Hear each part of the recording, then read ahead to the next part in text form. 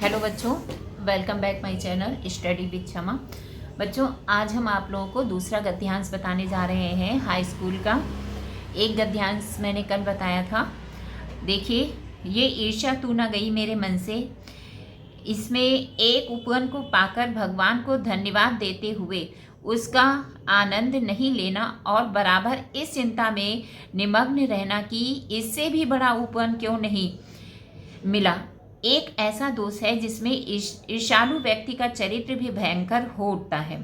अपने अभाव पर दिन रात सोचते सोचते वह सृष्टि की प्रक्रिया को भूलकर विनाश में लग जाता है और अपनी उन्नति के लिए उद्यम करना छोड़कर वह दूसरों को हानि पहुंचाने को ही अपना श्रेष्ठ कर्तव्य समझने लगता है।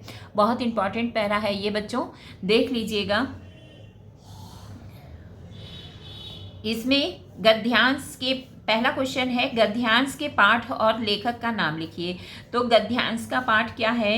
ईर्ष्या तू ना गई मेरे मन से, और इसके लेखक रामधारी सिंह दिनकर हैं। अब है दूसरा, या तो ये आएगा या तो इसका संदर्भ लिखने को आएगा। तो मेन यही है कि इसका पाठ का नाम और जो है इसके लेखक कौन है ये आपको याद होना चाहिए। दूसरा क्वेश्चन है, रेखांकित अंश की व्याख्या कीजिए। रेखांकित अंश इसमें बच्चों दो जगह पर दिया हुआ है, आपका एक ही जगह पर आएगा। फिर भी हम दोनों या तो ऊपर वाला दे सकते हैं या तो नीचे वाला दे सकते हैं। आप देख लीजिए, एक उपवन को पाकर भगवान को धन्यवाद देते हुए उसका आनंद नहीं लेना और बार बार इस चिंता में निमग्न रहना कि इससे भी बड़ा उपवन क्यों नहीं मिला। ठीक है, ये एक है। तो इसका रेखांकित अंश क्या है? दिनकर कहते हैं कि जो व्यक्ति असंतोषी प्रवृत्ति के होते हैं, यानी कि जितने उनको किसी चीज़ में संतोष नहीं होता है। अगर उन्हें 10 रुपये मिल जाते हैं तो वो 20 रुपये की इच्छा करते हैं, और 100 रुपये मिल गए हैं तो 200 की चिंता, यानी कि उनकी जो है प्रवृत्ति संतोष वाली नहीं होती है, वो और मांगते हैं।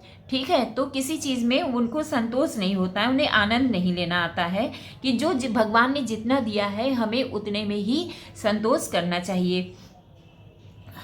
तो यही यहाँ पे भी बता रहे हैं कि उनसे ईर्ष्या की भावना अधिक, उनमें ऐसे प्रवृत्ति के जो लोग होते हैं उसमें ईर्ष्या की भावना बहुत अधिक पाई जाती है। असंतोषी व्यक्ति इस बात से संतोष नहीं करते कि भगवान ने हमें खुश रहने के लिए जो भी दिया है वह हमारे लिए पर्याप्त है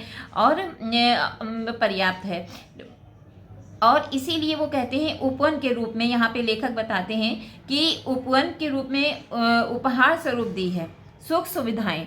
यहाँ पे उपवन का अर्थ सुख सुविधाएं हैं। सुख सुविधाएं जो है हमारे उपहार के रूप में दिया है। तो उसी को बताते हैं कि हमें खुश रहने के लिए जो भी सुख सुविधाएं उपवन के रूप में उपहार स्वरूप ने दी हैं, भले ही उपवन बहुत छोटा हो, अर्थात सुख सुविधाएं अत्यंत अल्प हो, हम उनका उपयोग करते हुए आनंद प्राप्त करें। यानी कि वही बात जो मैंने अभी आपको पहले बताया कि हमें भगवान ने जितना दिया है हमें उतने में ही जो है खुश रहना चाहिए। तो ये आपका ऊपर का अर्थ हो गया। अब नीचे की हेडलाइन जो लाइनें हैं वो देख लीजिए। अपने अभाव पर दिन रात सोचते सोचते वह सृष्टि की प्रक्रिया को भूलकर विनाश में लग जाता है और अपनी उन्नति के लिए उद्यम करना छोड़कर वह दूसरों को हानि पहुंचाने को भी अपना श्रेष्ठ कर्तव्य समझने लगता है। और इसको पाने के लिए, यानी कि और सुविधाएं पाने के लिए जो है, हाँ तो बच्चों अपनी सुख सुविधाएं जो है हमें भगवान ने जितना दिया है उतने में हम संतोष नहीं करते हैं और अधिक पाने के लिए सोचते हैं। और इस प्रक्रिया को पूरा करने के लिए व्यक्ति जो है अपने जो है विनाश की ओर चल पड़ता है उसको, यानी कि वो सुविधा हासिल करने के लिए वो गलत कार्य को करता है, गलत रास्ते पर भी चलने लगता है और अपनी उन्नति के लिए उद्यम करना छोड़कर वह दूसरों को हानि पहुंचाने लगता है। तो अपनी उन्नति के लिए वो अच्छे कार्यों को छोड़कर दूसरों को हानि पहुंचाने लगता है और यानी कि इसमें और लगा है बेटा, और अधिक ज़्यादा, ठीक है, पाने की कोशिश करता है। बस इसका यही अर्थ है। अब है तीसरा क्वेश्चन, ईर्ष्यालु व्यक्ति का चरित्र कब भयंकर होता है? ईर्ष्यालु व्यक्ति का चरित्र तब भयंकर हो उठता है जब वह स्वयं को मिले उपवन का आनंद न लेते हुए चिंता में डूबा रहता है कि मुझे इससे बड़ा उपवन क्यों नहीं मिला। आ गया बच्चों समझ में। ईर्ष्यालु व्यक्ति का चरित्र कब भयंकर भयंकर हो उठता है? तो ईर्ष्यालु व्यक्ति का चरित्र भयंकर तब हो उठता है जब वह स्वयं को मिले उपवन हमने आपको बताया था सुख सुविधाएं, ठीक है, का आनंद नहीं लेते हुए चिंता में डूब जाता है कि मुझे इससे बड़ा उपवन क्यों नहीं मिला, मुझे इससे ज़्यादा सुख सुविधाएं क्यों नहीं मिली। ठीक है, क्या भूलकर ईर्ष्यालु व्यक्ति विनाश में लग जाता है? तो अपने अभाव पर ईर्ष्यालु व्यक्ति दिन रात सोचते सोचते सृष्टि की प्रक्रिया को भूलकर विनाश में लग जाता है कि सृष्टि हमें जितना देगी हम उतने में संतोष नहीं करेंगे और पाने की इच्छा करेंगे तो वो विनाश के रास्ते पे चल निकलेगा।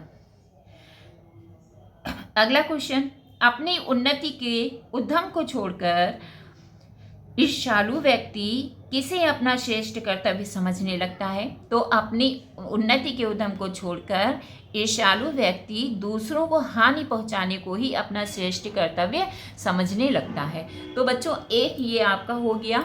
अब 2 गद्यांश पूरे हो गए हैं और तीसरा गद्यांश अभी इसी वीडियो में मैं बता रही हूँ।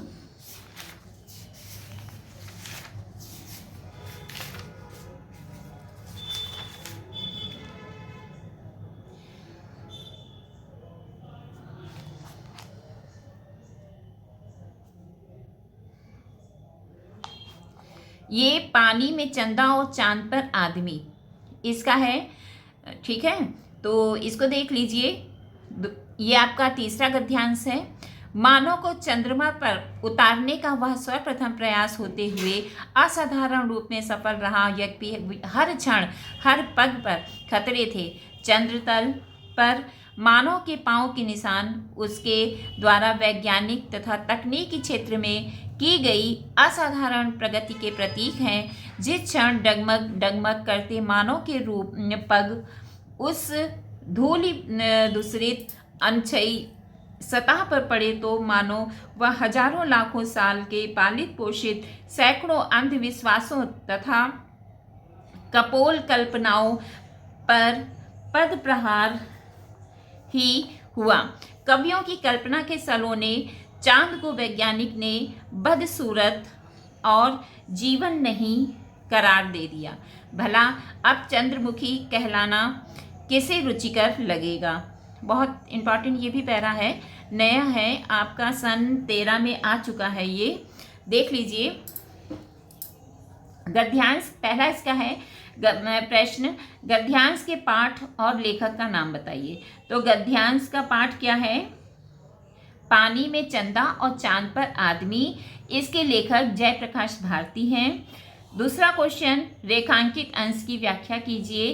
तो रेखांकित अंश मेरा कहाँ है? जिस क्षण डगमग डगमग करते मानव के पग उस धूलि धूसरित अनुछाई सतह पर पड़े तो मानो वह हजारों लाखों साल पालित पोषित सैकड़ों अंधविश्वासों तथा कपोल कल्पनाओं पर पद प्रहार ही हुआ। तो बच्चों इसका अर्थ है जब से मानव ने चांद को देखा है तब वह उसके बारे में तरह तरह की कल्पनाएं अपने मन में संजोता रहता है। ठीक है, यह बात अब की नहीं है, हजारों लाख वर्षों पुरानी है, कि इतनी पुरानी है जितना कि स्वयं मानव है। पृथ्वी पर रहने वाला अनेक मानव जातियां प्राचीन काल से अब तक चंद्रमा को लेकर तरह तरह के अंधविश्वास पालती रही है, किंतु जब संयुक्त राष्ट्र अमेरिका द्वारा निर्मित चंद्रयान के सफलतापूर्वक चंद्रमा की सतह पर उतर जाने से मनुष्य ने पहली बार डगमगाते कदम की सतह चंद्रमा की सतह पर उतर जाने से मनुष्य ने पहली बार डगमगाते कदम चंद्रमा की सतह पर रखे तो अमेरिका के इन अंतरिक्ष यात्रियों के चंद्र तल पर चरण प्रहारने से सैकड़ों अंधविश्वास और निराधार कल्पनाओं का ढांचा चरमरा कर टूट गया। बच्चों कहने का मेन तात्पर्य क्या है कि हमारा ये भाई चंद्रमा बहुत प्राचीन है, ठीक है, जब से ये युग है, जब से चंद्रमा है, तो इस चंद्रमा के बारे में हजारों कल्पनाएं जो है मानो रखता चला आया है कि चंद्रमा पर ऐसा होता होगा, चंद्रमा पर वैसा होता होगा। जब जिस क्षण डगमग डगमग करते मानव के पग धूलि दूषित अनछाई सतह पर पड़े, जब चंद्रयान पर पहले सफलतापूर्वक कौन गया था बताइए? अमेरिका द्वारा निर्मित चंद्रयान हुआ था ना। तो अमेरिका के व्यक्ति जब चंद्रयान पर डगमगाते हुए कदम उन्होंने रखे और तो उनकी चंद्रमा की सतह पर रखे, तो हजारों लाखों साल से पल रहे पालित पोषित सैकड़ों, यानी कि पल रहे सैकड़ों अंधविश्वासों के जो है अंधविश्वास चकनाचूर हो गए। हजारों लाखों साल से पल रहे जितने भी चंद्रमा के प्रति अंधविश्वास थे, बातें थी, वो सब चकनाचूर हो गई, क्योंकि व्यक्ति सतह पर पहुंच गया और वहां पर क्या है, कैसा है, ये जान गया। ठीक है बच्चों, अब है तीसरा क्वेश्चन।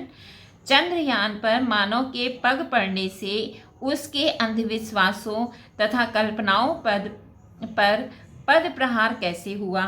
तो चंद्रयान पर मानव के पांवों के निशान उसके द्वारा वैज्ञानिक तकनीकी क्षेत्र में की गई असाधारण और अलौकिक प्रगति के प्रतीक थे। भाई चंद्रयान पे जो है वैज्ञानिक तकनीकी के द्वारा ही तो जा पहुंचे इंसान, वैसे तो संभव नहीं था। अब है अगला क्वेश्चन। कवियों की कल्पना की तुलना में वैज्ञानिकों ने चंद्रमा को कैसा पाया? कवियों की तुलना में, कवि चंद्रयान के बारे में कुछ भी लिख रहे हैं, उनकी तुलना में वैज्ञानिक की तुलना में क्या अंतर है? तो कवियों की कल्पना की तुलना में वैज्ञानिकों ने चंद्रमा को बदसूरत और निर्जीव, जीवन विहीन, ठीक है, पाया। तो ये बच्चों था आपका तीसरा गद्यांश। अब मिलते हैं अगले वीडियो में 2 गद्यांश और लेके, और हमारे 6 गद्यांश का टारगेट पूरा हो जाएगा। ठीक है, तो अब मिलते हैं नेक्स्ट वीडियो में। Thank you.